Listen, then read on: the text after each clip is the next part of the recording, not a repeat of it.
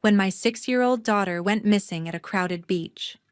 My sister turned to my brother and snapped, "How could you lose the only child you had to watch?" My mother stammered in fear, her face pale. But when the CCTV footage played back, the true story and the betrayal was revealed. I'm Jasmine, 34. A part-time teacher's aide in a quiet suburban town. My husband and I have built a stable life for our daughter, a bright, curious girl who loves building sandcastles. For her 6th birthday, she begged for a beach outing to see a special marine exhibit and dig in the sand. It was supposed to be a perfect day. 3 weeks ago, my husband and I faced work conflicts, a mandatory training for me, a critical client meeting for him. We couldn't take her ourselves. My mother, a community volunteer, offered to take her to the beach with my sister, a stay-at-home mom, and my brother, a financial advisor. They'd bring my sister's 2 kids for a fun group trip. I hesitated. My daughter can get distracted in crowds, but they insisted it'd be fine. My mother laughed off my worries, saying she'd raised 3 kids herself. My sister swore she knew the beach layout like the back of her hand. I packed my daughter's backpack with snacks, water, and emergency contacts, drilling her on our phone numbers. That Saturday morning, they picked her up at 8 a.m., all smiles, promising a day of sandcastles and exhibits. She hugged me tight, eyes sparkling with excitement. I watched them drive off, pushing down a nagging unease. Hours later, my phone buzzed with missed calls from an unknown number. A beach security officer's voice shook me to my core. My daughter was found alone, crying, near a concession stand. My family was nowhere in sight. What had they done? If you've ever faced family betrayal like this, hit like and subscribe for more gripping stories. Drop a comment with your own experience. We're all ears. As the training session wrapped up around 2 p.m., my phone lit up with missed calls from an unknown number. I called back immediately, and a woman introduced herself as Diane from the beach's Lost Children department. She explained that my daughter had been found alone near the concession stand about an hour ago, safe but distressed, and they needed me to pick her up right away. My heart pounded as I asked about the adults who were with her. Diane said my daughter had told them her grandmother and aunt had left her on a bench, instructing her to wait while they got ice cream, when they didn't return after 30 minutes. Concerned visitors noticed her crying and brought her to the security office. I tried calling my mother's phone, but it went straight to voicemail. The same happened with my sisters. Panic rising, I phoned my husband and relayed the situation. He dropped his presentation mid-meeting and met me at the beach, the drive feeling endless. Upon arrival, my daughter was in the security office with Diane, her eyes red from tears, repeatedly asking why her grandmother and aunt had left her behind. Diane recounted the details found around 1:30 p.m. near the concession area, where my daughter said she'd been told to sit and wait. She'd wandered a bit looking for them before getting lost.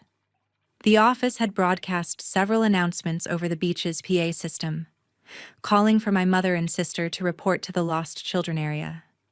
But no one responded. The beach had CCTV cameras covering key spots, and Diane mentioned they could review the footage to piece together what happened. My husband and I took our daughter home, where she remained quiet, questioning if she'd misbehaved. We assured her it wasn't her fault, but the confusion lingered in her small voice. Later that evening, my mother finally called back, sounding relaxed as she asked how the day had gone. I confronted her about the beach incident.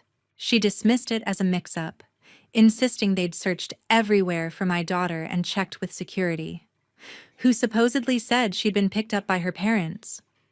This didn't add up, since the beach staff confirmed she'd been found at 1:30 p.m. with no responses to their calls. When I pressed, she grew defensive, claiming beaches get chaotic and kids separate from guardians all the time. The next day, I reached my sister, who echoed a similar tale but with inconsistencies. She said they'd been near the gift shop when realizing my daughter was missing, while my mother had mentioned the picnic area, determined for clarity. I contacted Diane again and requested more from the CCTV. She connected me with Paul, the security supervisor, who was cooperative and offered to compile relevant footage for a meeting. My husband and I visited the beach office the following Tuesday. Paul led us to a monitoring room, where he'd pulled clips from multiple cameras tracking the group's movements that day. The footage started normally arrival around 9:30 a.m., the group including my mother, sister, brother, and the 3 kids enjoying the sand and exhibits for the first couple of hours. It looked like a typical family outing building sandcastles, splashing in shallow waves.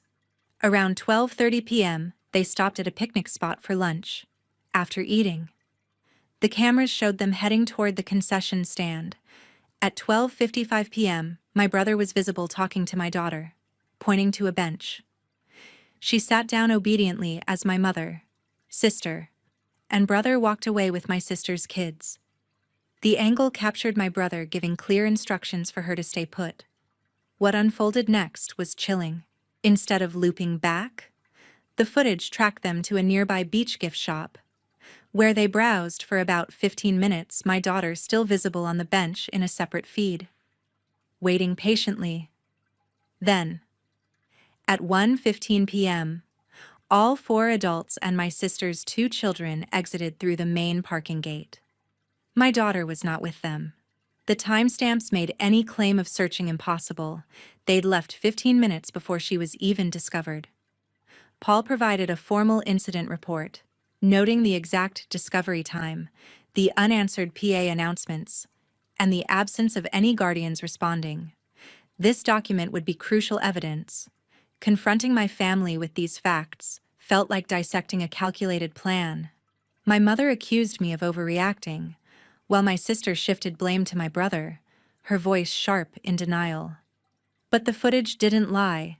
It exposed a deliberate choice, not an accident. As I pieced it together, I realized this betrayal ran deeper than one day at the beach. With the evidence locked in, my husband and I mapped out our approach over coffee that night. We chose to hold back the CCTV details during initial probes, aiming to let their narratives collapse under their own weight. Starting with separate calls, I contacted my mother first the following morning. Her tone remained light as I casually asked for her recollection of the sequence after lunch. She described checking the waves and asking passers-by, insisting they'd circled back multiple times. Shifting to my sister next, I posed the same query. She recounted heading straight to the lifeguard station upon noticing the absence, but added they'd split up to cover more ground. I followed up on why no one had responded to the security office. She paused, then said the signals might have been weak on her phone. My brother's turn came last. He claimed he'd lingered near the entrance while the others searched inland. Each response carried subtle deflections. My mother emphasized the crowd's confusion. My sister stressed her quick thinking with her own children. My brother highlighted his supposed vigilance. As I compiled these versions, the fractures became evident. My mother's wave-checking contradicted my sister's lifeguard focus, and my brother's entrance story clashed with both. I recorded every exchange, noting the rising tension in their voices. During a follow-up with my sister, I mentioned the bench specifically without revealing how I knew. She faltered, admitting they'd paused there briefly but denying any instruction to stay. The hesitation betrayed coordination gone awry, pressing my mother on the gift shop detour.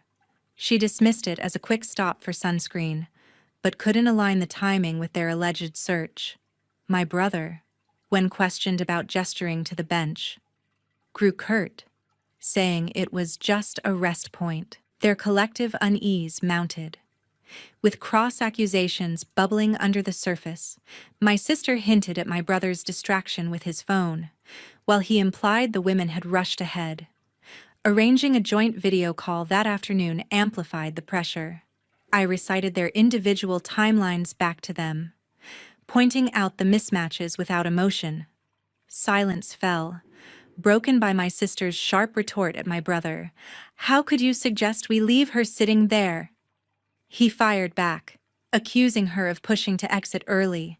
My mother interjected weakly, trying to mediate, but her voice trembled with uncertainty. The chaos confirmed the premeditated nature the footage's silent testimony now echoed in their unraveling words. At the peak of the argument, I intervened calmly. "We've reviewed the CCTV footage in full." The screen froze on their stunned faces. My mother sputtered about possible edits. My sister demanded proof, and my brother fell silent. I summarized the irrefutable sequence: the bench directive, the leisurely shop browse, the gate exit backed by Paul's official report on unanswered alerts. Denials crumbled into excuses: a forgotten errand, a miscommunication on who would return. But the synchronized departure exposed the intent, refusing to let them regroup. I forwarded the clips and report to my father and my sister's husband that same hour. My father reacted with disbelief, vowing to demand answers from my mother. My sister's husband expressed fury, questioning the safety of his own children around them. The revelation sparked immediate fallout, with texts flying as family members absorbed the betrayal's depth. This strategic dissection had stripped away their facade, revealing not just negligence, but a calculated risk with my daughter's well-being. My father's call came within the hour. He had watched the footage and expressed horror at the calculated abandonment, vowing to confront my mother immediately. My sister's husband responded similarly 2 days later, having reviewed the clips and discussed them with her. He revealed that she had confessed to knowing my daughter was still on the bench when they left, framing it as a lesson in independence, trusting beach staff would intervene until we arrived. This admission unlocked a broader investigation into their behavior. I contacted my cousin Chelsea, my father's niece, who had been gathering family insights since hearing about the incident. She disclosed a disturbing event from 2 years prior involving my Aunt Lydia's daughter Ava, then 4 years old. My mother had been babysitting and taken Ava to a department store, leaving her alone in the car for over 30 minutes during shopping.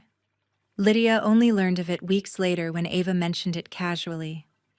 Confronted, my mother minimized the duration to 5 minutes, labeling Ava dramatic, but Lydia barred her from unsupervised care thereafter. Chelsea also shared a story from my cousin Nathan about his son Logan, 6 at the time, 3 years ago. My sister had been watching Logan at a local park, but left him unattended to meet a friend for coffee nearby. Other parents found him wandering and contacted Nathan directly. When challenged, my sister insisted she'd only stepped away briefly and maintained visual contact the entire time. Nathan, though upset, accepted her explanation at first but never allowed her near Logan alone again. These accounts formed a clear pattern of endangerment followed by denial. Both incidents mirrored the beach event, placing children in vulnerable positions for personal convenience, then downplaying the risks. I verified the details by calling Lydia and Nathan myself. Lydia confirmed the car episode, highlighting the danger of heat exposure in warm weather and her regret for not reporting to authorities to avoid drama. Nathan corroborated the park story, noting his ongoing discomfort with my sister's excuses and judgment. To build a solid case, I documented everything meticulously. I transcribed the recorded confrontations, highlighting admissions of intent and inconsistencies. Text messages from family discussions provided additional timestamps of their shifting narratives. Emails from Chelsea included timelines of the past events, complete with dates and witness names. This compilation painted a systemic issue, not isolated slips, with the dossier in hand. My husband and I consulted a family law attorney specializing in child welfare cases. She advised gathering affidavits from Lydia and Nathan to strengthen any potential protective measures. We also reached out to Child Protective Services for guidance on filing a report. Given the recurring neglect, the CPS representative outlined steps for submitting evidence, including the footage and incident report from Paul, emphasizing how patterns could influence custody evaluations. My father, after his confrontation, relayed my mother's partial confession. She admitted frustration with my daughter's restlessness and deciding a short separation might foster self-reliance, but claimed my sister had pushed for complete departure. This matched the footage's coordination but contradicted their earlier united front.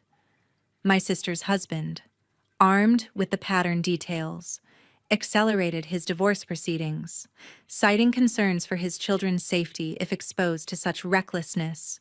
As the revelations spread, I prepared for the inevitable backlash.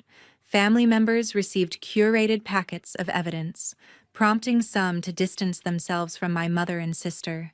The investigative process had unearthed a history of calculated risks, transforming our response from emotional outrage to structured accountability. The evidence packets hit family inboxes by noon the next day.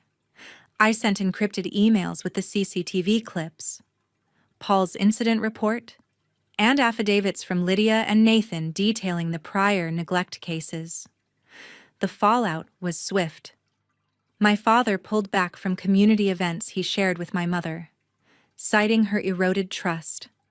My sister's husband, Brandon, filed for divorce and sought primary custody of their children, Morgan and Taylor, submitting our dossier to his attorney as proof of her recklessness. He argued that her pattern of leaving kids unsupervised posed an unacceptable risk. To dismantle their professional standing, I forwarded the report to the community center where my mother volunteered. The director, shaken by the documented pattern, initiated a background check that flagged her history.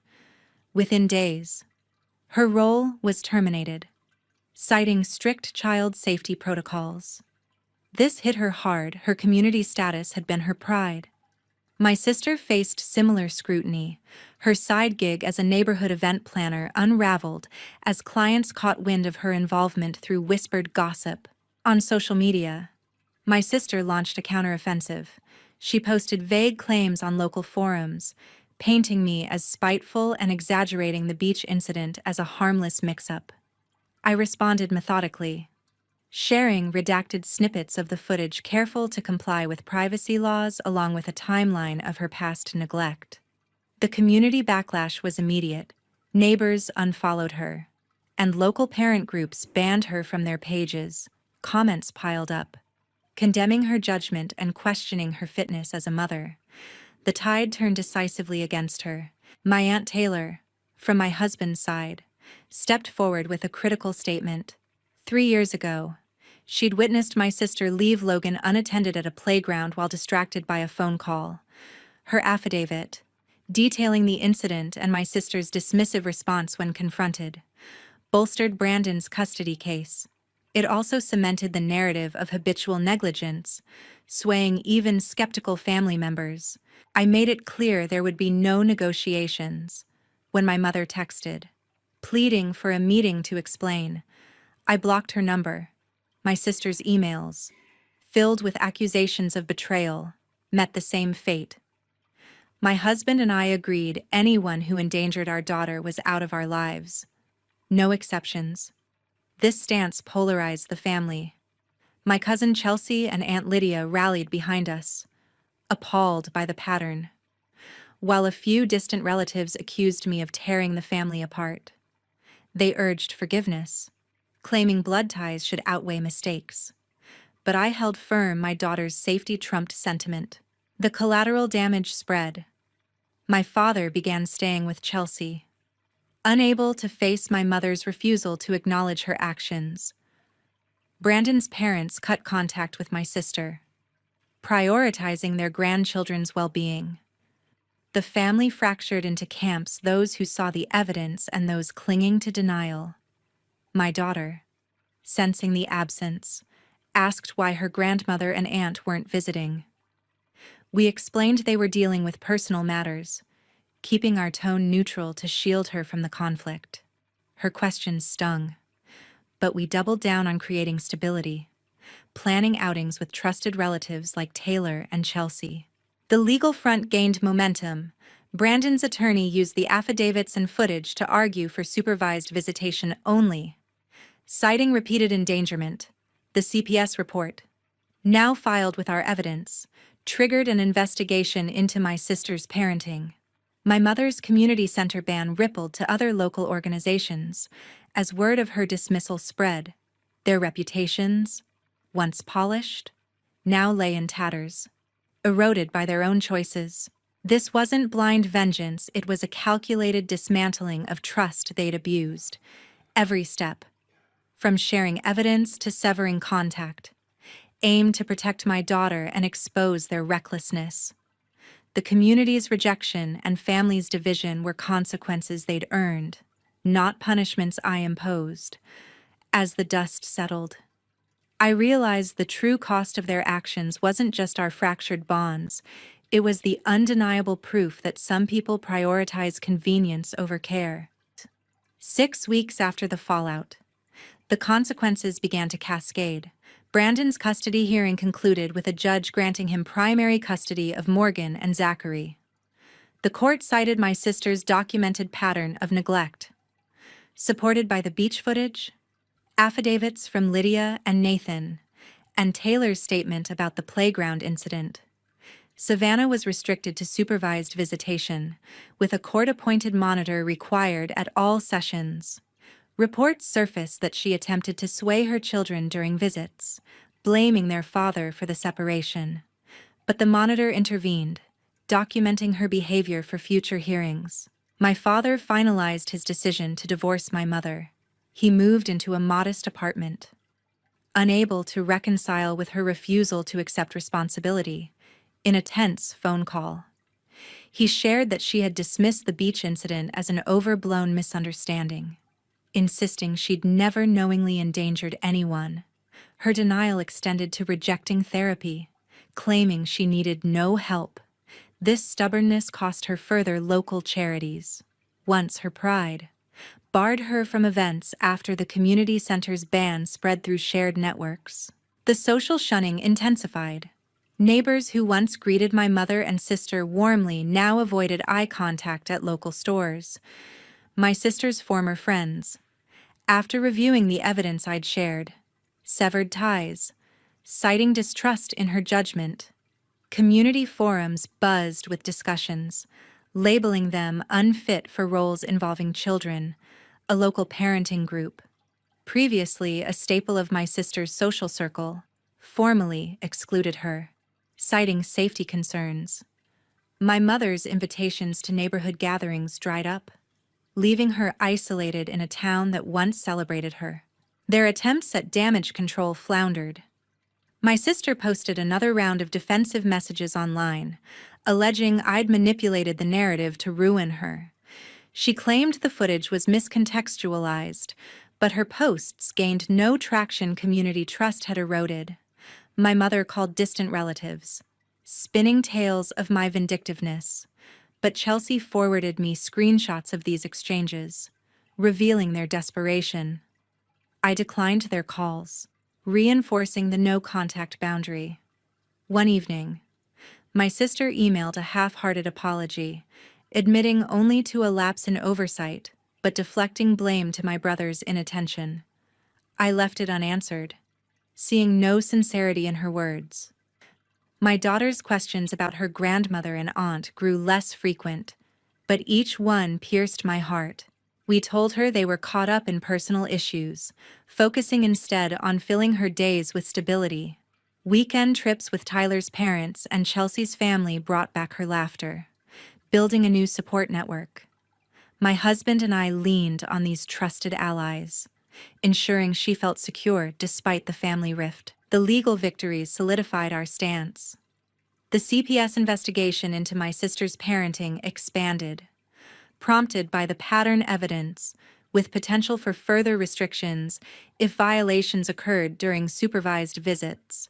My father's divorce proceedings moved forward, with court documents noting my mother's lack of accountability as a factor. Other organizations, alerted by the community center's action, conducted their own reviews, resulting in my mother's exclusion from additional volunteer roles.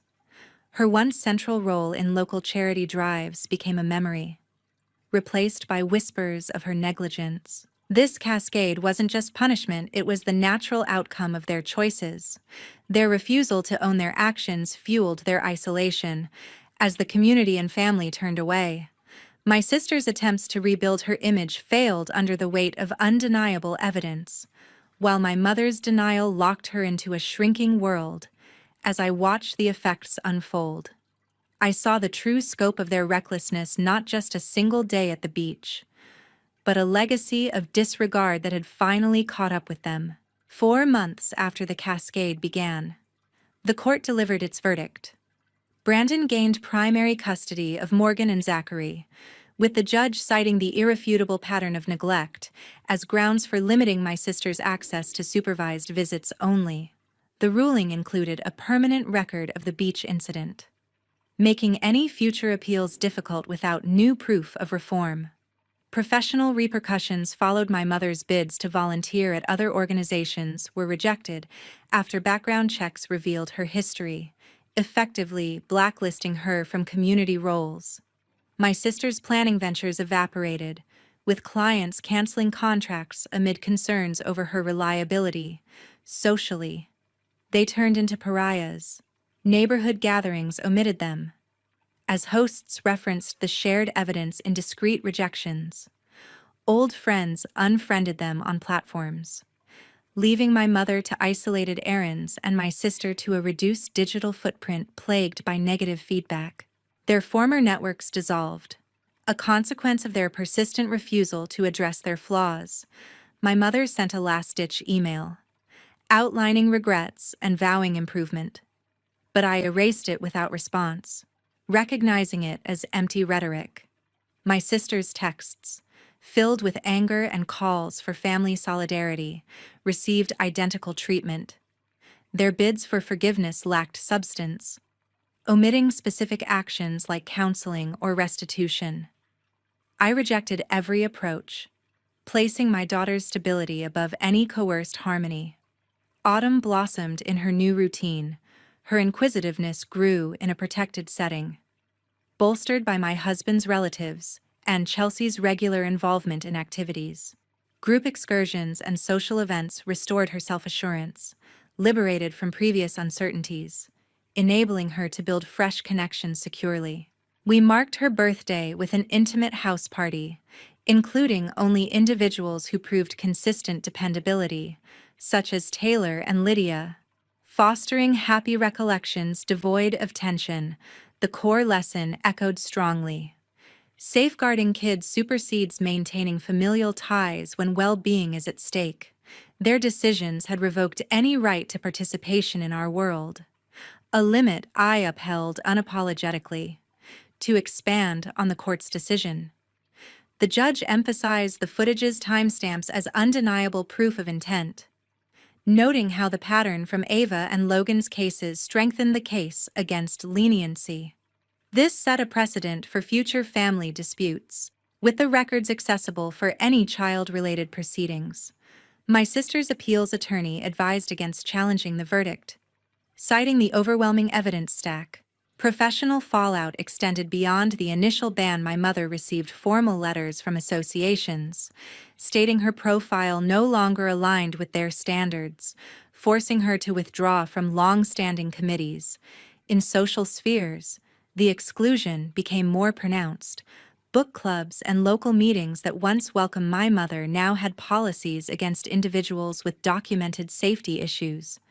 My sister found her children's school events awkward, as parents whispered and avoided interactions. Their isolation deepened when holiday invitations skipped their doors, a silent judgment from the community they'd once navigated easily. Their desperate pushes for contact escalated briefly. My mother tried a handwritten letter, recounting childhood memories to evoke sympathy, but I returned it unopened. My sister escalated to voicemails, accusing me of cruelty and begging for a family meeting. Each attempt reinforced my resolve. They offered no plan for change, only emotional pleas.